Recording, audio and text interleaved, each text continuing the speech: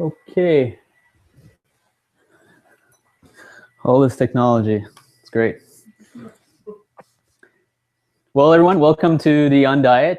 And today we're launching it. Today, it's the first, the official start of the UNDIET will be on Monday, but the purpose of today is really to explain more about it, tell you more about the program, what we really want to accomplish behind all of this. And I can see we got a lot of people online, which is awesome. Hello, everybody who's online. Thanks for attending, and everybody who's here. And so we're gonna get started. And I want you to realize that a bit. I want to start off by telling you a bit about my story. I've been really studying nutrition and foods for about 10 years. And the way it started, it was basically when Emily was in chiropractic school, she started in 2004. And she, after about her first year, she came to me and she said, you know, we really should start like changing some of the ways we eat. And I always thought, well, you know, we eat pretty well. Like, you know, we're not extremes, but like, you know, I got my skim milk and I got like my low fat stuff, and I try not to eat too much junk. I remember, and she's like, well, there's more to it. And she said, like, there's this Big Carrot place in Toronto that we can go. And she told me, said they have like organic vegetables and organic meats. And I remember I was really skeptic at the time. And, you know, we're going through school. There's a lot of like stress on me financially. And I was like, I don't really want to buy some organic stuff. I didn't really believe into that. And she said, well, can we just go and check it out and just see and learn it? And I remember we went to the Big Carrot, and I was like this the whole time, and they were introducing, and it was the first time I heard about kale. That was the first time, you know, I walked into a grocery store that wasn't your typical like Loblaws or IGA or what Metro. And I noticed kind of smelled differently. I noticed that the air was a little bit, I was like, well, it's okay. But I also noticed like I was like, oh, these prices, like I don't know how I feel about this. But we left home. We left the Big Carrot that night, and we had probably like 3 bags. And I was like, I can't believe how much money we spent, and I only have 3 bags. I'll never forget that. But that's really what started my journey and Emily's journey towards where we are now. And, you know, throughout those 10 years, we've been vegetarian, we've been vegan, we've followed a ketogenic diet, we followed like more of a high-fat diet. We've really tried to experiment, and it's been a journey. And everybody here, wherever you're at, it's you're going to realize that wherever you're at, that's where you're at right now.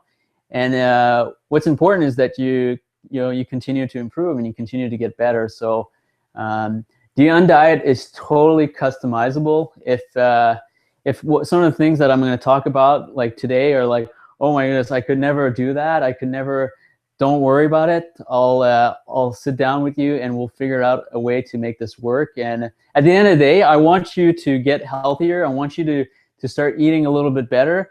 And I'll work with you if what I'm proposing isn't, if it's too hard or it looks too much, just hang in there.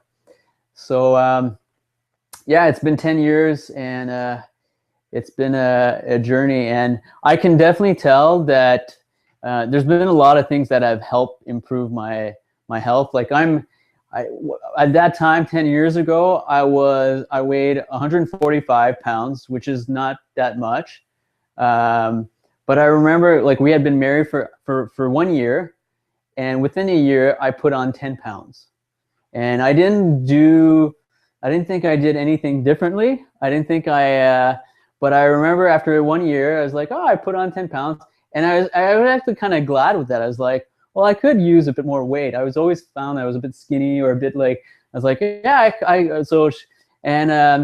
And then around like after year 1, like I remember she would hug me from the back and she would kind of like tap my little tummy. And whenever she did that, I was like, I don't like it. Like, but I've still always been like, I don't care that much about my appearance. And I still today don't eat because of my appearance. You know, it's great to look good. It's great to have like muscles and and you know, a good body composition.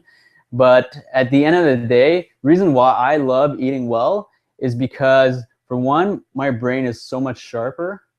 I feel like I'm able to do and accomplish so much more, like mentally, and like more focus and more clarity. And just giving this talk, like, you know, maybe 10 years ago, it would have freaked me out for different reasons. But I just feel when I'm eating well, I'm more on. And that's really what I want. At the end of the day, I don't care what my body looks like. I just want to be on. And you know, for whatever reason that you're here or that you're looking to get out of the Undiet, you know, it's for everybody's different. And but it's important to kind of think about that. It's important to think really the why behind this. So definitely I like being on. The second thing, the reason why that I do this is that I want to focus on my health. Is really more for my kids and for my family. And that's a huge why for me. If you know, I want to be around, I want to be able to play with them, and so that's why I do the Undiet. I've been doing this program, the Undiet. I've been doing it now for, this will be, I think, our third or maybe our 4th year. So let's get to it. The Undiet. We've heard about the Atkins diet. I remember when I first maybe, I don't know how long that was, but I remember one of the first diet I ever heard about was the Atkins diet. And we've heard about low-fat diets. We've heard that you need to reduce your fat intake, and that's how you won't get so fat. And we've heard about low carbs. Now, you know, don't eat any carbs. Don't eat that bagel. Don't eat that bread. We've heard about, you know, you need to increase your protein. That's what you need to do. It's not about the low carb. It's about the high protein. And some people are saying, no, it's not protein. Don't eat meat. Eat vegetables. Meat is bad for you. So some people got on the vegan diet or the vegetarian diet, and so did I for a while. And now there's this caveman diet, the paleo diet, and it's becoming very popular. And I have lots of books on it. I've been very intrigued, and I've learned a lot about it. And you know, part of, like, so the first person who introduced me to the paleo diet, he said, you know, you can eat as much bacon as you want, eat all the steak, and you know, that's what cavemen did. So do what they did. And so, you know, you might have heard the blood type diet. There's different countries where it's all about like, you know, what's your blood type? You're this, A positive, whatever. And then, well, this is exactly what you need to eat based on the blood type. And some people are saying, don't do a diet. Diets don't work. And if you diet, you'll actually put on more weight. And I kind of believe a bit into that. And that's kind of like what we created the Undiet. My goal, like I said, I want to create a program, and I don't want to call it a diet. So originally I had said, this is the no diet program for people who don't like diets. It was something like that. And somebody who I was working with, she said, just call it the Undiet. I was like, okay. So for now, we call it the Undiet. And it's more, I think I'd like to make it more than just, here's your recipes, here's your meal plan, I'd like it to be more than that.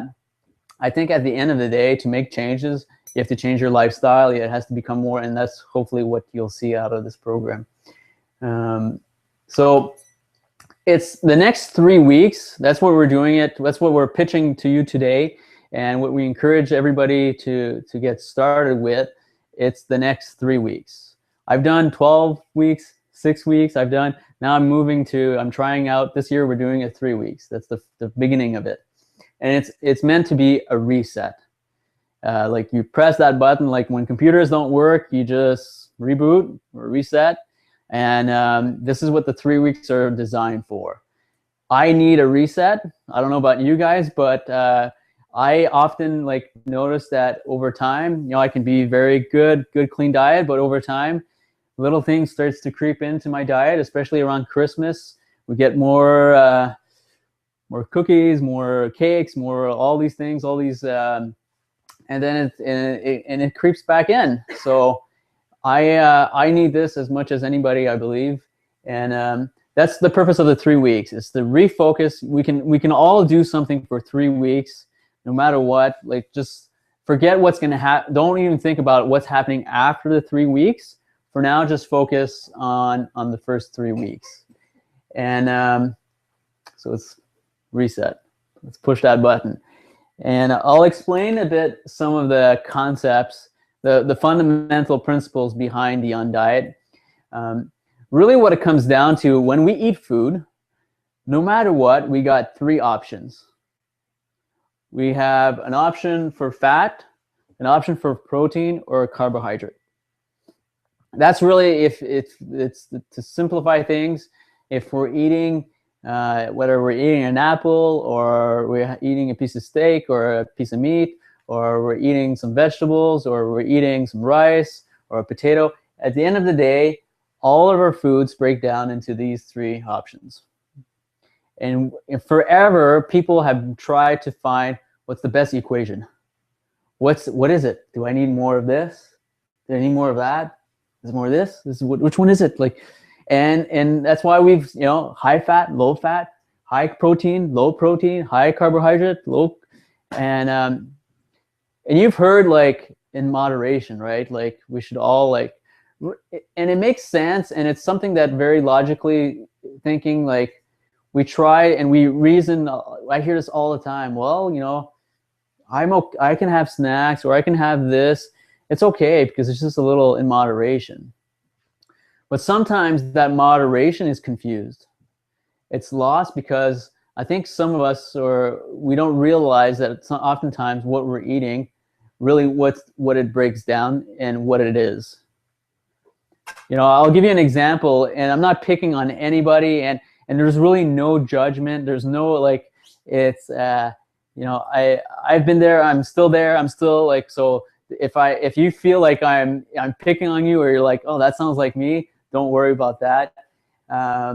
But, you know, like, you could wake up one morning and easily say, I'm gonna have a breakfast, you know, I'm gonna have my orange juice, that's some good vitamin C, and then I'm gonna have maybe a nice bowl of oatmeal, and I'll throw in some blueberries, and I'm gonna have maybe, you know, some toast, good whole wheat toast, and I'm gonna have maybe, you know, that's gonna be my breakfast, and then I'm gonna go to work, and I'm gonna bring lunch because I'm, you know, I want to be sensitive and sensible and all that. So, you know, before lunch, I'll have maybe a granola bar, or I'll have a yogurt, or maybe an apple. Like, you know, an apple a day is good for you, right?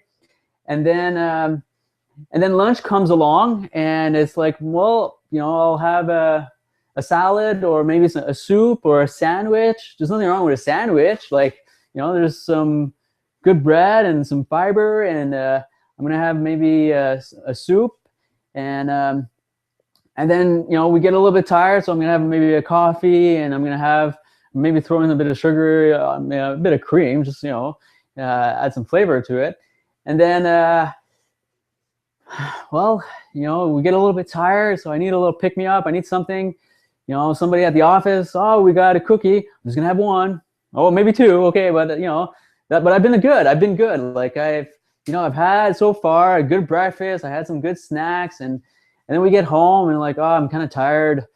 I don't know, really.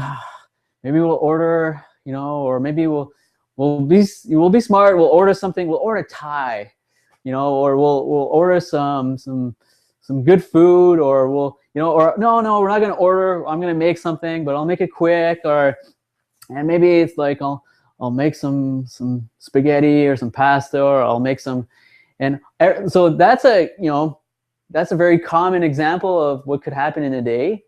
And can you think of maybe some of the problems behind what I just kind of the scenario I just explained? Yeah, Jennifer? Totally sugar loaded. Totally sugar loaded. Doesn't sound sugar loaded, but it is. And that's where this is where we get a little bit lost. This is where, like, yeah, I got my fats, I got my protein, I got my carbohydrates. I can tell you that I believe, and it's through observation, through eating with people, it's through observation with myself. It's not just, it's that I find that way too many people are very high in carbohydrates. Sugar is a carbohydrate, right? Everything if we're eating a fruit, that will break down, and pretty much that will be a sugar. If we eat, we have our orange juice, that will be sugar. If we have some yogurt, that might have some sugar into it. Granola, that will be sugar. We have a sandwich, there'll be some sugar into it because the bread is sugar. There might be some sauce. There might be even some sugar or some type of, maybe if you have meat in it, it might not be the best quality meat, so it might be some type of ingredients, like maybe kind of like an MSG type. Maybe we'll buy a soup, but we don't realize what's in it. So in most cases, just too many carbohydrates. Some people are like, okay, I'm not going to do the carbohydrate world. I'm going to totally go on a low carb. And for some people, it's too much protein. And I've been there, I've done that. Okay, we're really going to cut out the breads, cut out the pasta. So all we're eating, at the end of the day, we look and it's not balanced. Look, and there's a lot of meat on this plate, and breakfast is eggs and bacon, and okay, that's okay. But then lunch, yeah, let's have some more meat. So again, not very balanced. So you have to be careful. We don't tend to see too much high fat though. And it's hard. We can't consume tons of fat. I don't know about you, but like, fat is hard. We know that fat is harder to digest. It's slow. It takes, our body can digest and break down sugar a lot easier than it can break down fat. So in most cases, we won't overconsume fat. And in many cases, people don't get enough fat. And you might think, well, I don't know about that, but just hear me out, and we'll keep going with that. But what I want you to just realize with this is that at the end of the day, we got three options, and we need some fat. We need some good fat. We do definitely need some protein, and we need some carbohydrates. I'm not anti any of these. What I'm for is to have balance. I'm for to have reasonable amount of fats, reasonable amount of protein, and reasonable amount of carbohydrates. And it doesn't have to be a perfect science. It doesn't have to be exactly, well, I need 40% of this, 30% of that, 15%, or it doesn't. But it has to be an emphasis, and you have to understand really, if you're eating way too many carbohydrates, you will get problems. If you eat way too many proteins, you will have problems. And if you're eating just fats, then you'll get problems right away. But in most cases, people don't eat enough good quality fats, and we'll talk more about that. So the Oaktree UNDIET, the foundation, there are three major principles. We're going to keep it very simple today. And my retention span is not the highest. So there's three things that you really need to know about how you can make good changes with your health. And these are plates that I've taken over time.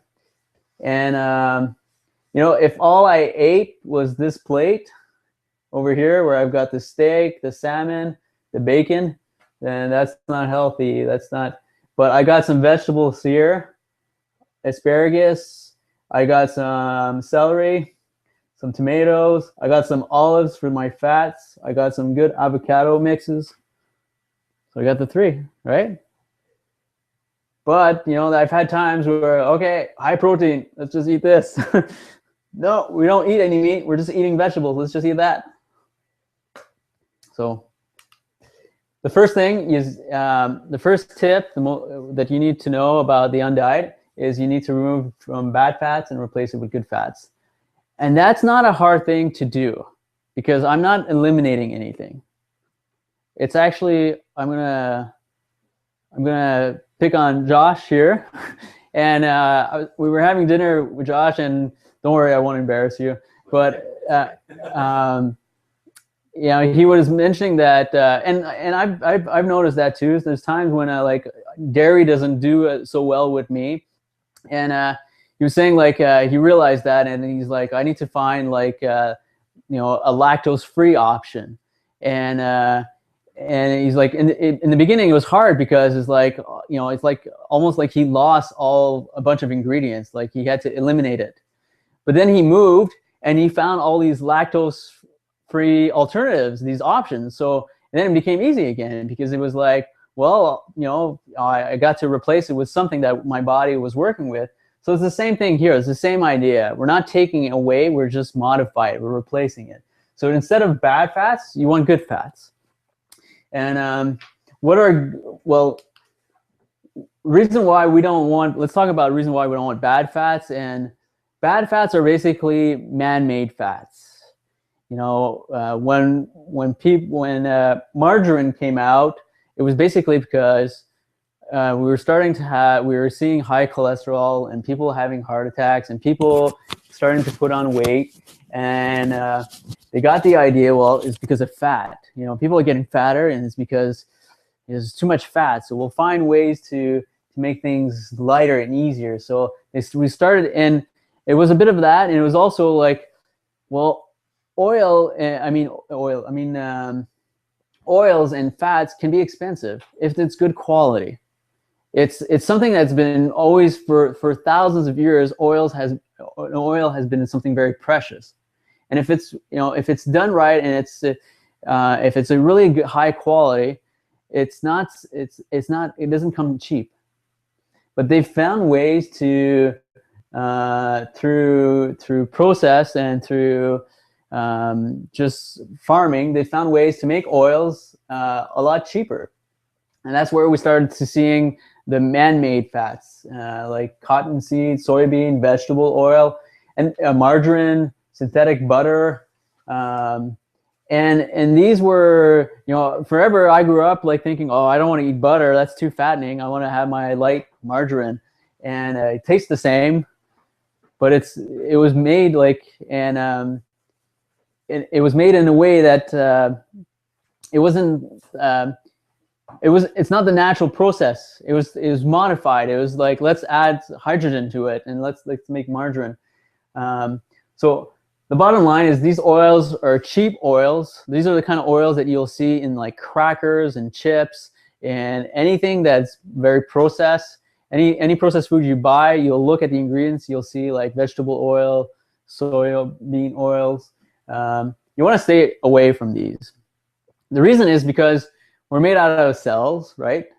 And we got trillions and billions and tons of cells, and every cell has a membrane. And guess what's around that cell, that membrane? Fat, exactly. And if you eat bad fat, well, that cell will have bad fat. And a cell, just like needs to have exchange, needs to have nutrients that goes in and waste that goes out of a cell. So you got this cell, but if the membrane is not it's not a healthy membrane, it's not a good fat type of cell, that in and out doesn't work very well. So it becomes a sick cell, an unhealthy cell. And what happens if you have too many unhealthy cells? Unhealthy body. Yeah, you have an unhealthy body. You have cancer. Yeah.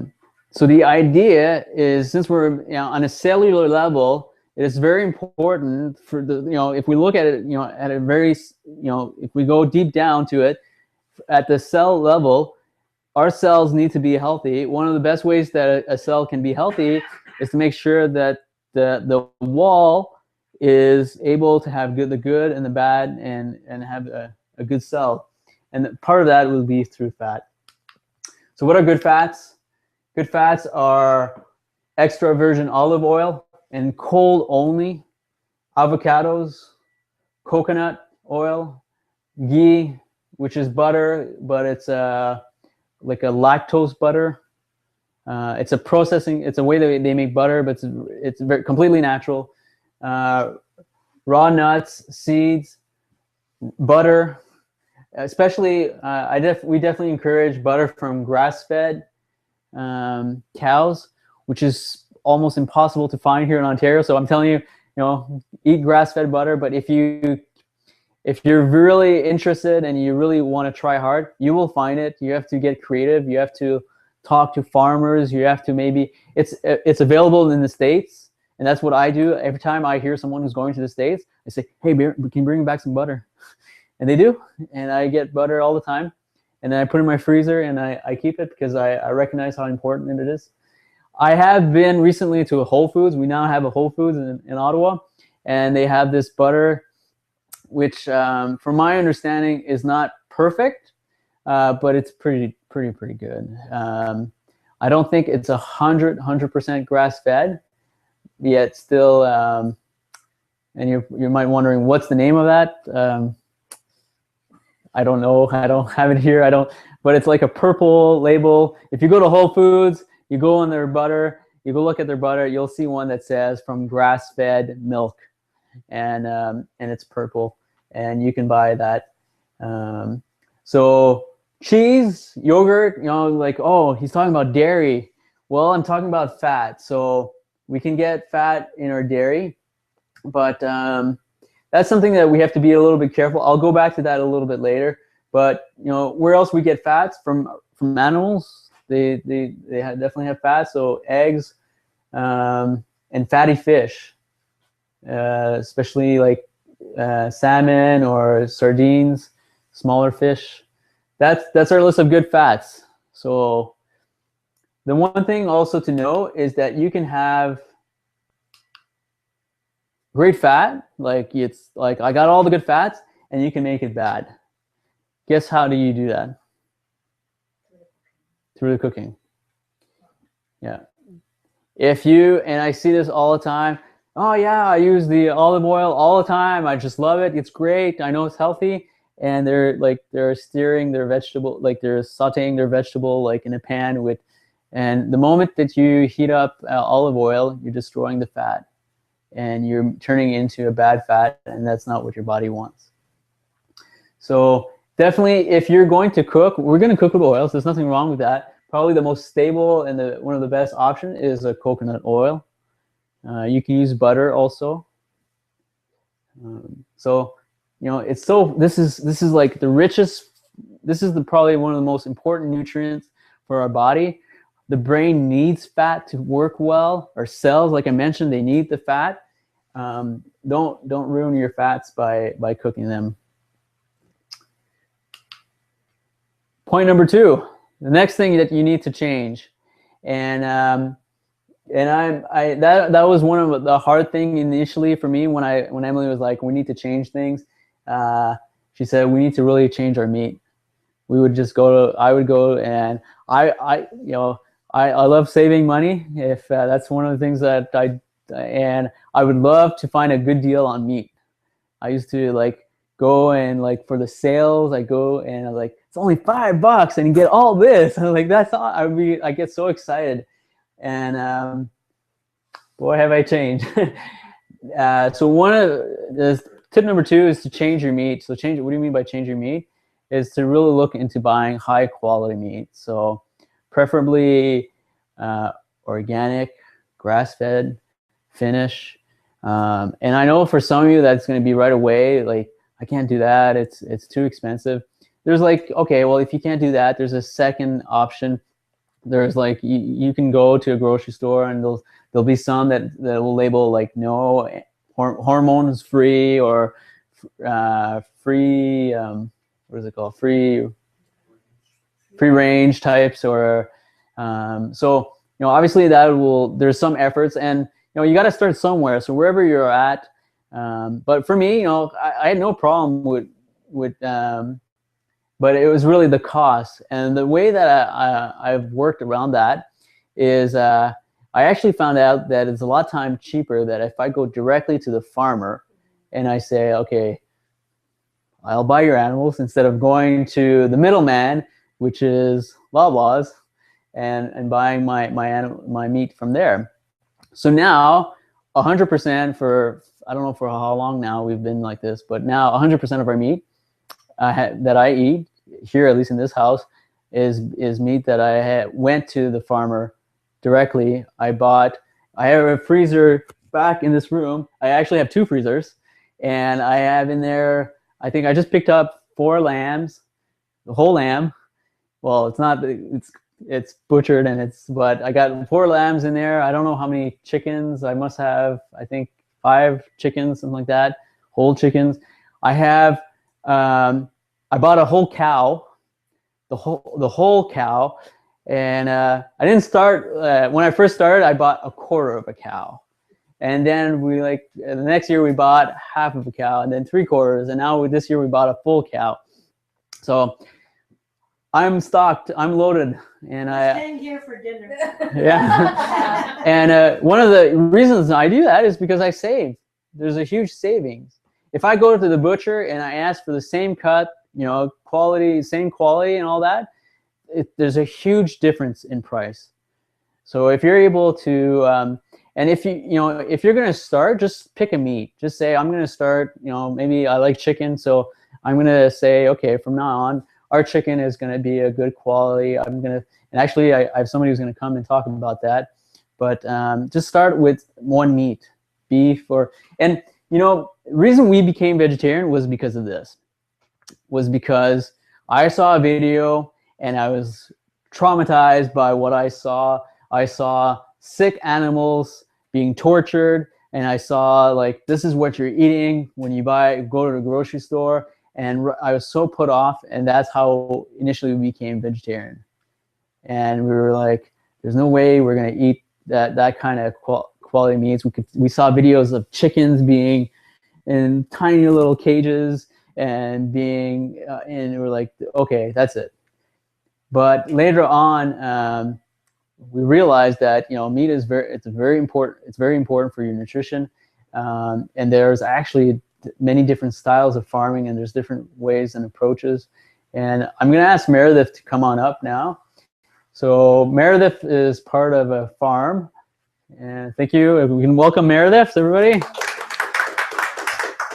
And so tell us a bit about your farm. Okay, so hi. My husband and I bought our property. We're just outside of Perth in Balderson, so about an hour southwest of Ottawa.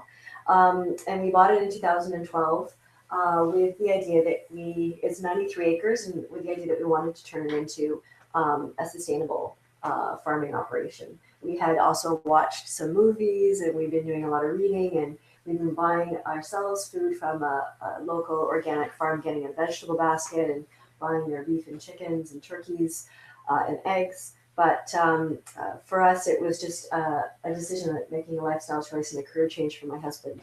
And we did that in 2012, and in 2013 started with some egg-laying hens. And in 2014, we moved on to meat birds, so chickens and turkeys, as well as cows. So it's diversifying. We're hoping also eventually to have some vegetables as well. And some of the things that really motivated us were making sure that we were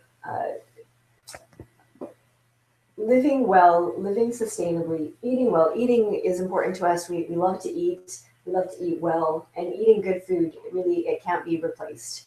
And so we wanted to be, the inputs that we were putting into the ground, we wanted to be right. So we don't use any chemicals, we don't use any fertilizers other than animal manure. We feed our chickens. A lot of people think that even meat chickens or egg-laying hens that forage, that's it. You can just let them go and that's it. And how economical is that? It's not, because you actually have to feed them food.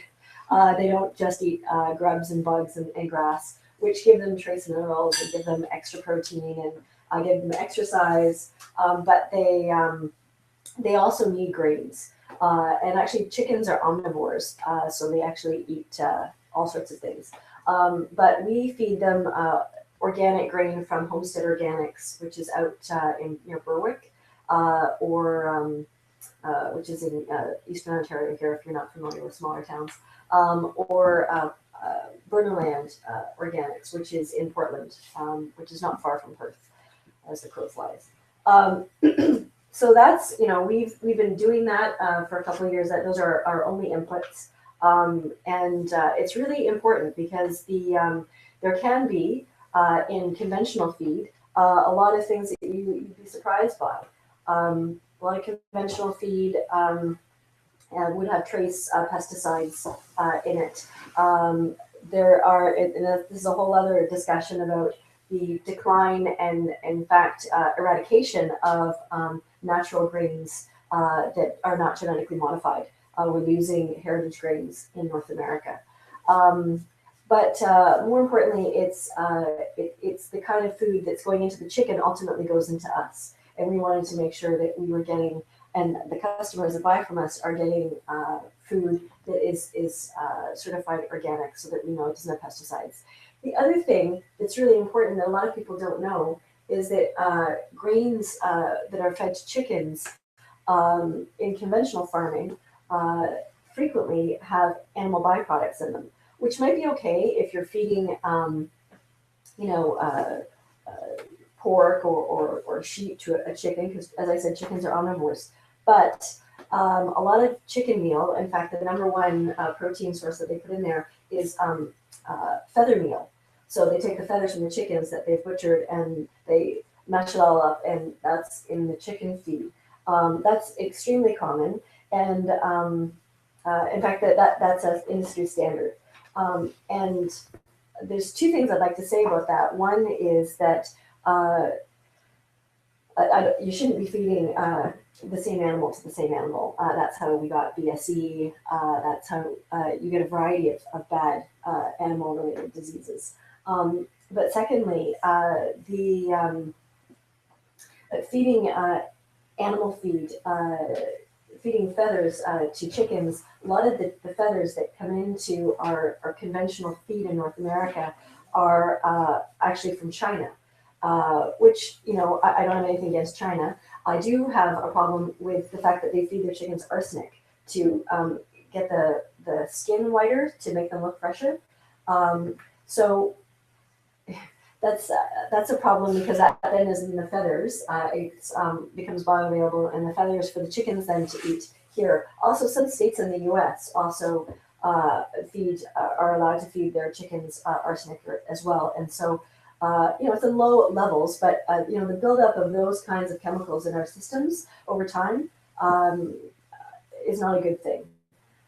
So that's another reason, as well, is that there's trace levels of arsenic, and also the fact that you're feeding animal to animal, and we don't want to be doing that. There's another thing that I want to say about the feed too. Just one final point about the feed is that organic feed puts on its label all of the things that are in there. So you'd see barley and corn and a variety of other things, in addition to having the nutrition label that tells you the amount of fats and salt and iron and protein and whatever else, carbohydrates and things that are in the feed. However, conventional feed, there's no law in Canada that says you have to put the label of what's in the feed on the package. So a lot of conventional farmers don't even know that they have to, what they're feeding their animals. And there's a lot of really high profile, big agricultural companies. Purina, not to name names, but Purina is one of them, and they really control the market. Your cat and your dog and you, the kind of food you eat, has to have the ingredients listed on it. The kind of food that we feed to our chickens, if there's any grain being given to cattle or to sheep or to turkeys, all of that does not have to be labeled. And so all we know is how much salt is in there or how much protein is in there. And organic producers of food voluntarily put it on, and it's because you can't be certified unless you have it on. So that's part of the organic certification process. So it's just one of the ways in which organic agriculture is different. Our farm is not certified organic, we use only organic inputs, with the exception of straw, because we haven't been able to find an organic straw producer, and straw is important for the cows to lie on in the winter. They might eat a small amount of it. It's kind of uncontrollable, but all of our hay, all of our grass is all, there's no inputs, there's no chemicals on it. The chickens fertilize some of the grass for the cows, and you spread out that manure everywhere, and you're getting much healthier grasses. So I think, you know, there's a lot of things to consider when you're thinking about organic agriculture and you're thinking about natural food production. You don't have to go with a certified farm. You can. If you go directly to a farmer, you get to know the farmer. People are welcome to come to our farm and visit and see how we're producing our food. And I really feel that a direct connection with a farmer is your best way, your best avenue to know what's going on. You can establish a relationship and you can ask questions. And I'm here afterwards. You can ask me more questions at that time. And if you're online, you're welcome to email us. Yeah. Martin can give me our email address. Yeah, we'll provide the information. And thank you, Meredith. And you know, what it comes down to is that if you do your research and you do your due diligence and you go and speak to the farmer, you can go visit the farm, you can really see the difference. You can see she does it really, it initially started for herself. It started because for her and her family, and she wanted to, so she wants, I'm sure she wants the best for herself, and wants, and that's really, you know, the kind of places that you would want to buy high quality meats. And we definitely encourage for you to check it out. Actually, anybody here, she brought some chicken. So anybody that wants to leave today with a chicken or 2 or 3, it's a much better buy, and you'll get a much better quality meat if you do it that way. And actually, anybody here, the first 6 people that buys a chicken also gets a kombucha bottle. So what's that? Beer? A kombucha, it's not a beer. It's a fermented drink. So it's a really nice drink. If you don't know anything about it, we'll just try it, a small kombucha bottle. And yeah, I would definitely encourage you to do your research. Pick a meat. If it's not chicken, you know, look at lamb, look at beef, look at bison, look at, we're going to give you tons of resources, I'm going to tell you, here are the farmers I go to. I'll tell you exactly this is my chicken farmer, and I get my eggs. She comes and delivers eggs. Right now, we don't have any eggs, so it's not the best time for eggs, but later in the spring, they will come back. So changing your meat. And she mentioned some really good, important points. One of them I want to talk about is the fat ratio. Again, big believer in fat. I think fat is super important, and there's good fat in meat. You've heard of omega-3s and omega-6. It's important to get our omega. Sometimes people are confused. Which one do I need? Really, ideally, what you want is to have a ratio. In a perfect world, you would have, for every 1 omega-3s, you would have an omega-6. But in a lot of our foods, it doesn't work like that. Especially if you have like grain-fed cows, their ratio will be a lot more off than if they were fed grass. And you can actually get tested for that and figure out what where you're at with your fat ratio. But like I said, in a perfect world, you would be more, and the closer that we have our farmers do what the animals that were designed to do, and they're eating what they were designed to eat. But actually, it's really interesting, because the closer, you know, if the cows that eat what they were meant to eat, which is grass, they have the best fat ratio. So we want good fats, we want good meats, and we want to look.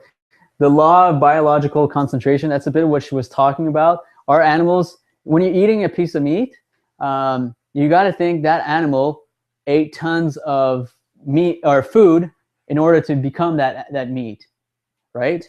So what you have on your plate, it's concentrated. It's like maybe a cow's been eating for a year in order to have that piece of steak, and in order to develop, it's a very concentrated food. And the toxins, we store our toxins, and animals store their toxins in fat. So that's why it's, you know, you want good quality fats. You want to make sure that you eat it from good quality meats. And then obviously, if they're not eating the right foods, the animals, they will become more acidic. They'll become more sick. So that's what I can tell you about the, I have a question.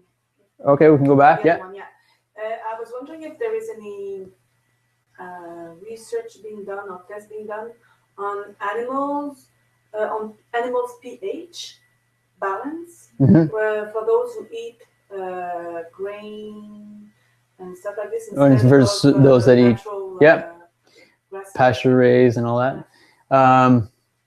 You heard about it, or the pH balance of the cow itself? Yeah, maybe I have. Nothing that comes up right now, but I'm sure if we look it up, the specific pH of the animal, do you know? I just wanted to address the grain-fed cow situation. It's virtually impossible to feed a cow grain its entire life because cows aren't made to eat grain. They have to eat grass. They tend to get finished on grain in a feedlot, so they might raise them for a short time on grass, and then they'll shift them to a feedlot and finish them off, what they call finish them off on grain. They get very, very fat and big very quickly, and then they can butcher them, and it's just a very expedient way to do things. But if they continue to eat grain for very long, it's a very scientific balance because they actually end up exploding because they get too many gases in them, and it's really awful actually. So. Yeah, so I'm sure that pH is pretty acidic at that time. So, but I'm sure, like, I don't know of a specific research, but I'm sure if we would look it up, absolutely the meat would be more acidic. Yeah. Okay, so the third, which is, there's only three things. We're changing our fats into good fats. The second one is we're changing so the meats, I'm not saying don't eat chicken. I'm not saying don't eat beef. I'm not saying don't eat whatever. I'm saying just replace it. Now the third, it's probably the hardest one. That's not a replacing, that's an eliminating. And so we're eliminating refined grains, and sugars. Basically, sugar. And that's where everybody goes, boo, like. But sugar is definitely addictive. It is not healthy to our body. A lot of times people wonder why I keep putting on weight. You know, it's because there's too much sugar in the body. And if sugar is carbohydrates turns into it's sugar. You know, people wonder why I'm in pain. Why I have so much inflammation. It can come from sugar for sure. And this is the hardest thing, but I would say that if you eat good quality, I'm not saying that you can't have any sugar, but the problem is that today we've gotten lost with excess. There's way too much sugar, and even if it's a natural sugar, at the end of the day, it's still a sugar in our body. The brain says, oh, well, okay, it's honey, so it's natural, or you know, it's agave, or we got all these nice xylitol sugars, but it's still sugar. You know, it's fruit, so it's a natural sugar, but it's still sugar.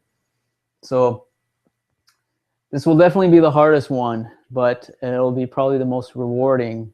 They're all rewarding, but this can make a huge difference in people's health. And what I can tell you is that, you know, 1/3, you know, there's studies that show that 1/3 of sugar consumption is in sodas. And you might all say, I don't drink sodas. Okay. But a lot of people do. If you don't, then okay. But there's still, and I still go, and when I meet my family, and for some reason I still end up seeing, I thought that people weren't drinking any sodas anymore. But whenever I'm around families, there happens to always be some soda around. So we still consume a lot of soda. So Pepsi, Coca-Cola, all that, ginger ale. But if you're like, no, that's not me. I stopped drinking that kind of stuff. 2/3, so 66% of it is in hidden sources. It's like lunch meats, pizza, breads, soup, You know, it's a great soup, but there's probably some sugar in it. Yogurt, ketchup, mayonnaise, salt. There's sugar and salt. If you look at table salt, there's like 4 ingredients, and one of them is sugar. There's sugar in everything. You know, there are ways how you can transition. You say, well, I'm gonna go in towards more healthier options. I'm gonna change my breads, and that's awesome. You can do that, and we did that too. You know, we stopped buying.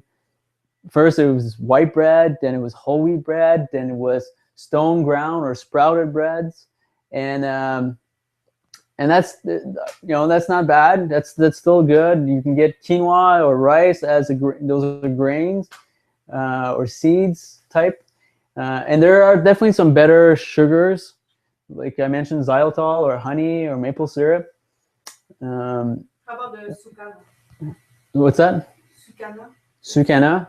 Yeah, it's like coconut. No, it's Cane sugar. It's not. It's unprocessed. It's the. Yeah. So okay. So so if it's unprocessed, the body most likely will recognize it better, but it's still sugar.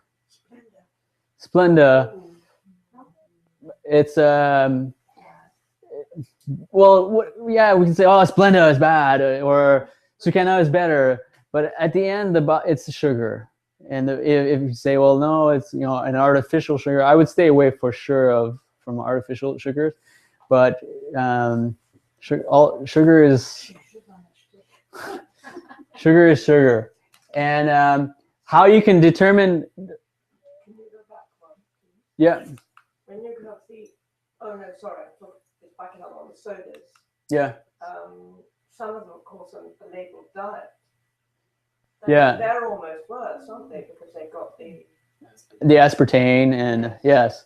So yeah, if you haven't heard, aspartame is bad for you, and it's the body, even though it's like an artificial sugar, the body still goes through processes, and there's still a fat storing that goes on. There's been studies showing that people that actually consume aspartame ends up even putting on more weight. So definitely, even if it's a soda that says diet, completely, I would stay away from that. How you can find out, like, if you know, the best way is you look at ingredients, and anything that finishes in O's is a sugar. So fructose, glucose, lactose, anything that has the corn name around it will be sugar. And then, you know, the Japanese are really smart. They're the one who figured out how to make high fructose corn syrup, which is in everything. And what it is like all of what happens is that they took something like corn and they find ways to refine it to a point where it becomes high fructose corn syrup, and it is very sweet, and it's not what we want. So all of these, cornstarch, cornmeal, and then MSG, and then we got others that are maybe more natural, or more that we recognize: sugar cane, honey, maple syrup. So it's by looking at ingredients, and that's how you can better determine if there's sugar or not. So to recap, the basic idea behind the UNDIET, you know, to simplify it, you cut out the bad fats and put in good fats. You change your meats.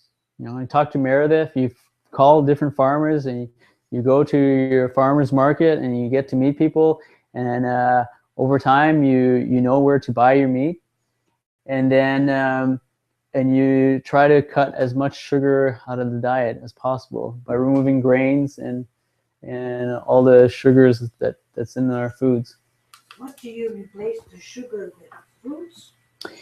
So we need to understand, remember, like, we got protein, we got fat, and we got carbohydrates. So carbohydrates, see it as sugar. Well, realize that if you eat more natural carbohydrates, would be like a potato, more starchy vegetables. Those are more like rice also is a carbohydrate, a more natural carb. That's how you get your sugar. You don't necessarily need to get your sugar from sugar. And we don't really need tons of sugar. And I'll talk a bit about, there's different ways we can basically we can you can become a sugar burner or a fat burner. Ideally, we would all be burning more fat, running on fat than sugar. And I'll talk a bit about that. So for sugar, where do you get it? You'll get it from vegetables and fruits. But natural means, not nothing that comes in a bag or a package or a box or anything like that. So those are the three things. The obvious and the in any type of efforts towards nutrition, I always want to really highlight vegetables too. Like we can't consume, I guess you could always consume too much of one thing. But in most cases, we don't consume enough vegetables. And it's not the easiest, and it's not as sexy, or it's not as fun. And for sure, we need ways to sometimes, people say, I don't like vegetables. So you don't like vegetables, throw some butter on it, throw some good fat on it, throw a bit of salt, but you need to get your vegetables in. And again, quality is important. I would say for the one area where I would want the most to be the best quality, it would be starting with my meats. And then after that, I would go and look at my vegetables. And one of the ways that what we do in order to increase getting more produce and fresh produce and get organic produce, we have a service where we get a box delivered once a week, and it comes to our house, and we don't have to do anything. You just open the door and there you go, there's a box. And I'm going to ask Brandon to come up, and he's going to tell us a bit about Eating Well. It's a service that does that. And yeah. Everybody, let's welcome Brandon. That's okay. Okay, so yeah, my name is Brendan, and I own Eating Well Ottawa. Started about just under a year and a half ago. I went to the States for school, and I've always been an athlete. I was recruited for soccer there. So playing sports, eating well has always been a big part of my life. And I sort of am like you in the sense that I correlate eating well with my athletic performance, and that sort of determines how well I would play a game or how I would feel in practice or a match. So that mixed with the fact that while I was in the States, there was some companies doing what Eating Well now does. After I graduated, I came back and I started it up. Essentially what it is it's all done online. It's organic produce, healthy grocery items, pantry staples, all delivered to your doorstep. So there's two different options. The first one would be, some people just don't like to think about it, so they'll place their order one time. We have pre-designed boxes, so just depending on how many people are in your household, how many people you want to feed for a week. We'll have, every week we'll basically create a big list that you'll be able to see. You'll know exactly what you're going to be getting, and you just say you want that however often you want it, and it just comes to your door every single week. Can you show us an example? You got a box? Yeah, I did. Yeah, I do. So it's pretty neat because you get to discover different vegetables. They're like, what is this? When we first got started with this, you just put it on the floor, or yeah. When we first got started, I remember we would get vegetables, and I would have to go online and like try to figure out what is this. And it's kind of hard. I guess you can't really see it, but basically, this would be, this has some grocery add-ons in it as well. So there's some organic fair trade spices, fresh local salsa, things like that. But it comes in a green box just like this, delivered right to your doorstep. Also, what happens is on this side, there's a custom tailored recipe to what's in your box. So for the people who get the pre-designed boxes, sometimes there's things in there like collard greens. You might not typically buy collard greens, so we'll throw in a recipe of what you can make with what's in your box for that week. So that's sort of the side where people just, if they don't want to think about it every week, they want their fresh produce, they place an order for a harvest box, which is what that is. Our new version of the website now allows you to completely customize your box now from scratch. So some people have very specific needs. They want 3 bunches of bananas, a certain amount of greens, certain things. So you can go on every week or however often you want, pick and choose exactly what you'd like. All the grocery add-ons you want. We have, we actually have our own in-house stone ground non-GMO artisan bakery. We have a bunch of neat local products, fresh salsas, fresh dips, all the organic fair trade spices, an entire gluten-free section. All the gluten-free products are also from a local company as well. So Brendan, if I went to the grocery store and I would buy pretty much this, how would it compare in price? Right. So sort of the way we built Eating Well, the other problem I have too is that everybody sort of thinks of organic and the first thing that comes to their mind is price rather than the fact that it's better for you. So what we do is we actually buy direct, and then we would, ideally sell it to a store. So we would mark it up, we sell it to a store, they'd mark it up. But because we are buying it direct, you're not dealing with 2 markups, you're only dealing with 1 essentially. We check every single week and our produce is always guaranteed to be cheaper than what you'd buy it for at the grocery store. So we really sort of pride ourselves on that because it does get quite expensive especially for certain things. And you'll see that if you go on the website, you can just see like what a red pepper is. You get 1 red pepper, it's this, and you can compare it to the grocery store.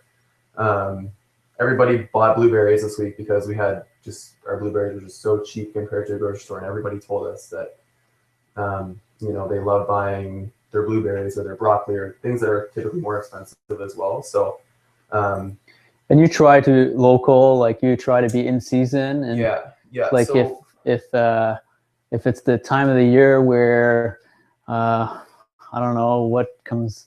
Like at this time of the year, there's not a lot as local, so it may be harder. So you have to go outside. There is some stuff at this time of the year, but what we do is in the local season. So we've only done it for 1 year so far because we're still new. But last year we started up in about late April. So we have our local box. So just like the harvest box, you can figure out which one works for you, and just every week we pre-design a box that has only local produce in it. Not necessarily organic, but at least it's, you're supporting local, and people really like that. And that's what we sort of like to do as well. Yeah. So we do have our local box when it's in season. And we work with a few different farmers in the area. And then hopefully this year we'll have even more farmers that join us, and we'll have much more variety. The biggest advantage for me is the time saving. Like I love Thursday, like it just shows up at my door and poof, like, whoa, we did groceries. Oh, well, maybe not, but the fridge got restocked with some good quality produce. And for us, just the saving of time, like for us to, I would pay, maybe sometimes I think, oh, maybe we're paying a little bit more, but at the end, like sometimes I remember I've calculated and it's like, oh, I think it was $2 more. But the amount of time that it would have taken me to go do groceries and really, so I think it's a great service. We did it when we started this when we were in Burlington. We did a service like this, and it's you deliver to one person? Yeah, so we don't do hubs. We actually deliver it to your house. So For one person? Yeah. So one person or a family, or you can pick different sizes of box, like he had mentioned. So there's our pre-designed box, so that it goes from 1 to 2 people per week all the way to 5 to 6 people. So you could just pick the 1 to 2 person box, or you can just sort of pick and choose what you want on the website. So could we go and pick the box right where you guys are located? You can, yeah. Delivery is free though, so it's sort of all included. So you're not paying for delivery. So, but people still do like to pick it up because they swing by on their way to work or on the way back from work. So. But it's sort of the convenience is great. What if they're not home? Yeah, so if you're not home, so there's 2 things. I forgot to mention too, for the pre-designed boxes, people usually say, well, what if there's something there that I just really don't like? Or what if I'm allergic to something? So we negated that on the website we have when you sign up. It's called your no list. So when you first sign up, you basically there's a whole list of all potential things you could ever receive in your box. You just give them all a thumbs down to the things you don't like. And so, collard greens are in the box this week. So if you don't like collard greens, we'd switch it out for a green that you do like. And yeah, so that sort of negates that process. What were you saying as well? Did I answer your question? Yes. Properly? Okay, good. Yeah, how organic can you get with the stuff that you have available? Say it again. How organic do you Oh, get? well, all of our Okay. stuff is certified organic. So Okay. so we ourselves are certified, and we purchase only from certified organic Okay. suppliers. The only time it might not be organic is the local box. Okay. Not all local farms are certified organic. They may practice organic growing, but you know, sometimes they can't afford the certification, or they just, you know, it just doesn't make sense for them to have the certification because their lots are so big and it just becomes so expensive. So, but yeah, all of our harvest boxes, which is all year round, it's fully certified organic. Where do you get your out of season fruit? Um, From Chile, for example. No. Yeah, well, there's certain things like bananas, you have no choice but to get them usually from, ours usually come from Costa Rica. Other things like avocados, usually Mexico. But you know, things like broccoli and greens and things like that, the closest place we could do it right now would be the US. But that's just because of where we live. There's certain things we can get right now, like we had turnip and beets and radishes. Things like that, they're still local, and there's greenhouses in Ottawa and the Quebec side that's still. No, I'm thinking more of the fruit. The fruit, yeah, the only thing might be apples, but they wouldn't be very good quality right now. But, So your way around that, as I'm advocating, don't eat as many fruits. So Yeah. when you do your list, put the What thumb I'm down. saying is South America is in full summer now. Yeah. I bought some lovely cherries the other day from Chile. yeah, so And plums and peaches and things. yeah, so we have like on our Mostly travel, website. okay. Yeah, like on our harvest box where we pre-design things, people can also actually add on to that if they want for the week. So they can go through our list of organic fruits that we have for that week. So we had cherries, we had Okay. peaches, we had nectarines. We have a really neat selection. So you can also add those onto your pre-design box. And where do they come? Where do you get them? They would come from places like Okay. you know, all Chile over and Argentina. Chile, and yeah. For now anyway, until we get at least into the local season where things start to come up. But yeah. So he's been really awesome to come, and he's actually, we're gonna. I'd like to know who had a birthday recently. Besides Meredith, who had somebody must have had a birthday like in December. Oh, coming soon, maybe? No, who had a birthday? Who had a birthday in December? Nobody? Randy? 14? So you just won a box. Wow. Congratulations. Yeah. Box is yours. This is yours. You got tons of good food in here. Yeah. So great way to start with the Undiet. I'll just leave it here. And you I'd can just like to see look your at- box. Sure, yeah. We'll leave it there on your way out. Everybody can take a look at it. Oh, sure. Sure. Very nice. So, all right.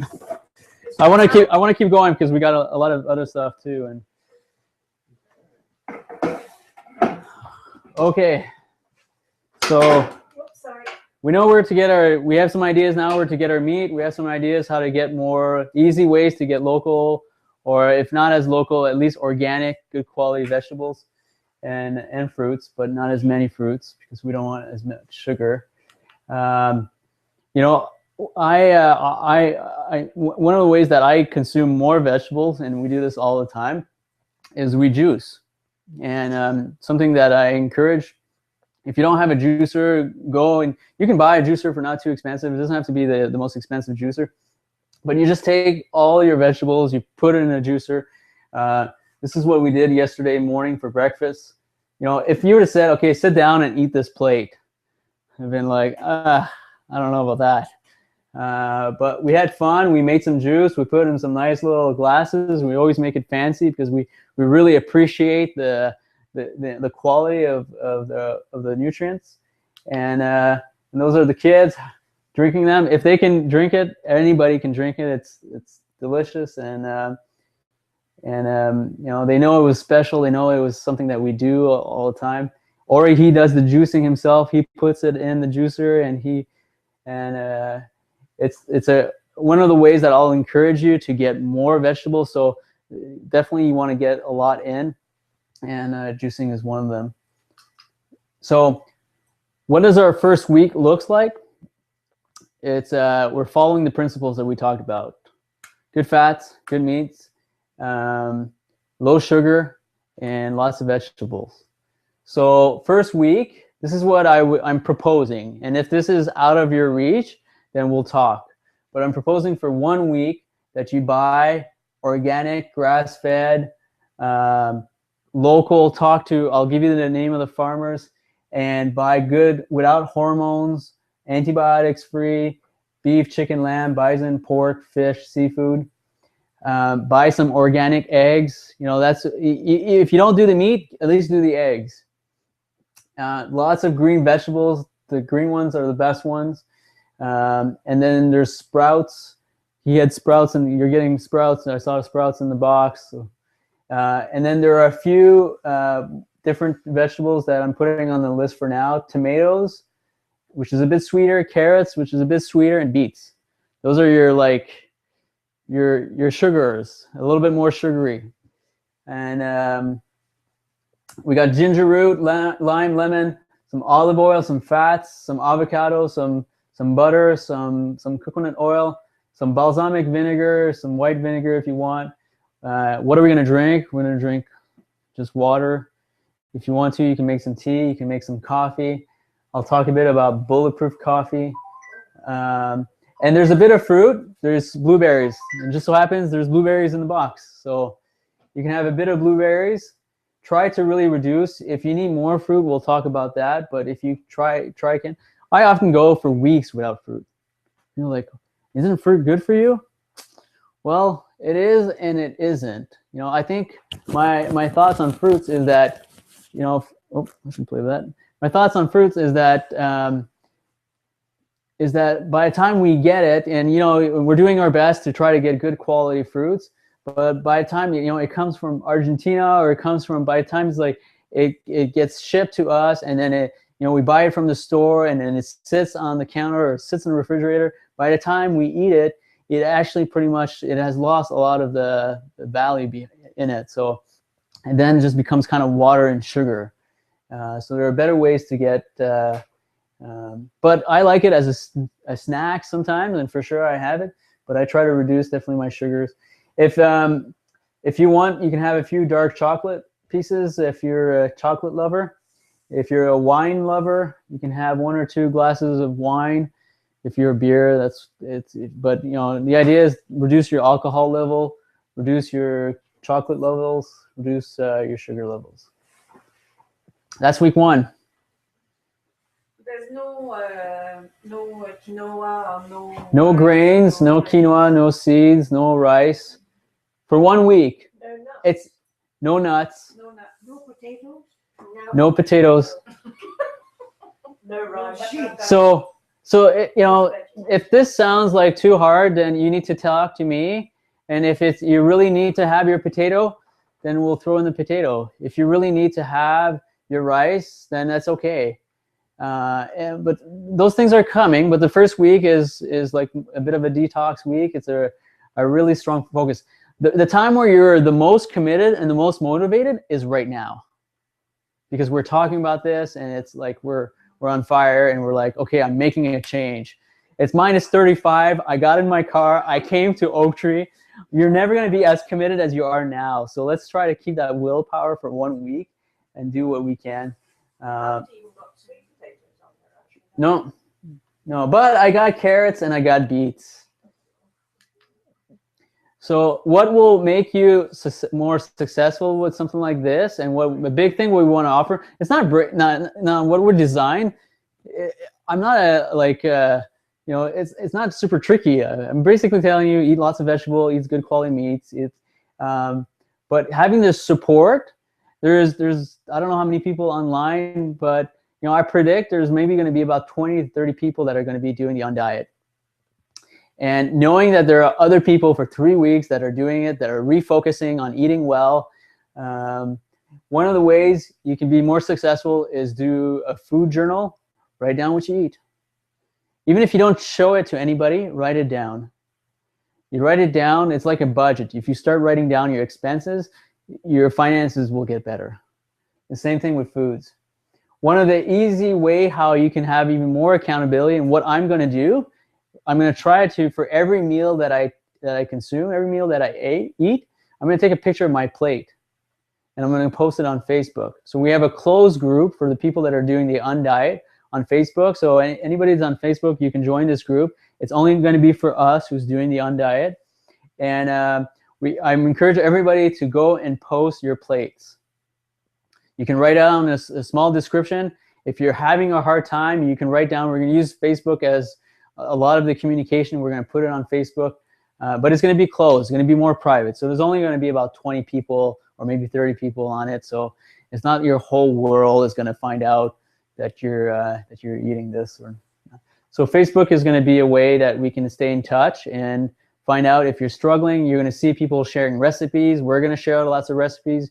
I'm going to be posting a lot of videos on what's going on through Facebook. So if you haven't heard of Facebook, I'm sure you have, but if you're not, you might want to consider joining it just for this. It's not that hard. It's free. What would be the name of the group? It's called Oaktree UNDIET. Yeah, so we'll send you a friend request, and Yeah. then you can join it. Yeah. So everybody can join it, and I really encourage you, even if you're not, this morning I had an espresso. I took a picture of it. It took me like less than 10 seconds to put it on Facebook. It was very easy, and if you're not sure how to do that, we'll help you through it. But accountability and support is, I think, the biggest thing that we're offering. It is the number one. It's not telling you eat more vegetables. Like, that's not the secret. The biggest benefit is the accountability and support. And the other thing, I'm not going to talk too much. You'll get more information. But if you want to try something a little bit more fancy, or a little bit, you want to take it up to another notch, you should try intermittent fasting. You know, when I heard about that, I was like, fasting. I thought fasting is a religious thing. I thought that you fast for religious reasons, but you can fast for health reasons too. The way I do it, I fast all the time. I'm actually fasting today, but I don't fast the whole day. What I do is typically I don't. I stop my last meal is usually I stop eating around 8, maybe 7 p.m. at night. And then I skip breakfast on purpose. A lot of times I'm not that hungry in the morning, and then on purpose, I'm trying to give my digestive system a break. I really don't want to consume any sugars. I don't want to start that. And what it does is that it does a lot of things. It helps restabilize hormones. It gives the digestive system a break. There's huge benefits on intermittent fasting, and we're going to send you some research and more information on it. There's definitely a mental component to it. Thinking I'm going to starve myself for that. I can tell you, definitely tell you, you're not going to starve to death. You're not going to, but you can try it. And I can tell you in the beginning, it's going to be a bit hard, and part of it is just a mental thing. You think it's hard. I should be eating right now. I'm getting dizzy. I'm getting faint. But the more you do this, it gets easier, and you start learning really how to burn more fat and burn ketones than actually burning sugar. And so we'll tell you more about that later on. But that's a quick little. That's a part that we're going to encourage many people to do. And if you're fasting, put it on Facebook. Let us know, and if we need to, we'll pray for you. That will be the religious part. But if let us know how it's going. Saying, "Oh, I'm fasting," and you're going to see people in the beginning, "Oh, fasting is horrible. It's so hard." But after maybe 2-3 days, you're going to see it. It's really easy. And some of you are like, well, what I kind of explained, skipping breakfast, waiting and eating like the first meal for lunch. Some of you are like, I do this all the time. I didn't realize it. I fast all the time. And there's actually good benefits to it. Yes. With that coffee that you got or a tea in the morning, could that count as a fasting? Yes, it does. So if all you had was bone broth, there's like pretty much just water and collagen and the fat. You're not introducing protein. You can't introduce protein, or you can't introduce sugar in order to work. Yeah. So I have sometimes to help me, and I'll tell you more about it later, is I have a coffee with grass-fed butter and coconut oil. It's delicious. I love it. And that's something that has really helped me fast. in the morning. You know, I get up at 5 o'clock in the morning. I sometimes exercise in the morning, and then I start to work around 7. I see lots of patients. I am moving a lot, and I find that when the days that I fast, my mind is sharper because I'm not digesting. I'm not using energy to digest. My mind is a lot sharper. And around 1 o'clock, that's usually when I have my first meal. And if you can make bone broth and use that as kind of your breakfast, that fat will help you stay a little bit longer and have a longer fast. So that's the UNDIET. There are 3 packages that we want to offer, and really we never, like, this is not a strong sell. This is not something that we. I'm an acupuncturist. My business is acupuncture. My business is not nutrition. But I do recognize the benefit, and I'd love for everybody to get healthier by eating better quality foods. There are 3 options that we're going to offer people during the 3 weeks. They each have a price, but the first one is pretty much zero. It's $25. What you get 3 seminars. Today was the first one. You get recipes, all their support, and the recipes we're going to send out, all the articles, the Facebook community. I'm going to post a lot of videos explaining, showing you how this is how I'm doing it. And the biggest thing that what you're getting, you're also getting a big book. Can I get the book? We had a question how you get